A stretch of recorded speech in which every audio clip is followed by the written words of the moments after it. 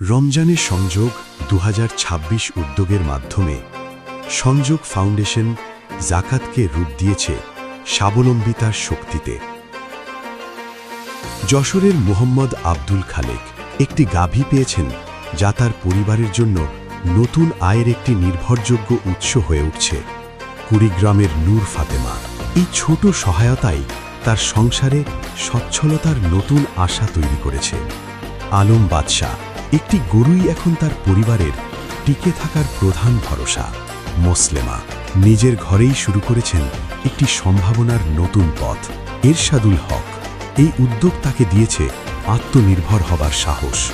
আদুরি বেগম একটি গাভী তার জীবনে পরিবর্তনের সূচনা করেছে। লুৎফর রহমান এখন তিনি নিজের আয় দিয়ে পরিবারকে সহায়তা করতে পারছেন। সখিনা বেগম একটি ছোট উদ্যোগী বড় স্বপ্নের পথ খুলে দিয়েছে। বকুল মিয়া এই সহায়তা তার জীবনে একটি স্থায়ী পরিবর্তনের ভিত্তি। গল রহমান নিজের চেষ্টায় এগিয়ে যাওয়ার নতুন সুযোগ পেয়েছেন। গাইবান্ধার ফুলো খাতুন এই উদ্যোগ তার পরিবারের জন্য নতুন আশার আলো হয়ে এসেছে। শেরপুরের মোহাম্মদ মুন্সি একটি গাভী তার আয়ের নতুন দরজা খুলে দিয়েছে। কক্সবাজারের নুরুল আলম এই সহায়তা তাকে দিয়েছে নতুন করে শুরু করার শক্তি। দৃষ্টি প্রতিবন্ধী আব্দুর রাজ্জাক ভ্রাম্যমাণ দোকানের মাধ্যমে নিজেই এখন নিজের জীবিকা চালাচ্ছেন।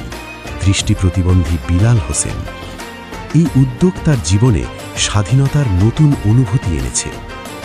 দৃষ্টি প্রতিবন্ধী আব্দুর রহিম দোহার ছোট একটি দোকানই তার জন্য বড় একটি পরিবর্তনের শুরু। কক্সবাজারের আবিদ হাসান নিজের মুদি দোকান দিয়ে পরিবারের দায়িত্ব কাঁধে নিয়েছেন।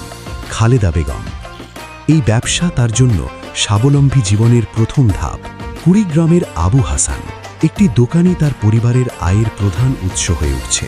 দৃষ্টি প্রতিবন্ধী শরীফুল খাতা কলম তৈরির মাধ্যমে নিজের কর্মসংস্থানের পথ তৈরি করেছেন। দৃষ্টি প্রতিবন্ধী শারমিন সুলতানা পোশাকের ব্যবসার মাধ্যমে নিজের স্বপ্নকে বাস্তবে রূপ দিচ্ছেন।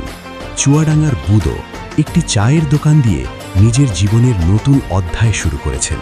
রংপুরের মারুফ হাসান হাঁস পালনের মাধ্যমে নিজের ভবিষ্যৎ করে তুলছেন। এই উদ্যোগগুলো শুধু সহায়তা নয়, এগুলো মানুষের জীবনে পরিবর্তনের গল্প। সংযোগ ফাউন্ডেশন বিশ্বাস করে স্বাবলম্বিতাই হতে পারে একটি টেকসই সমাধান।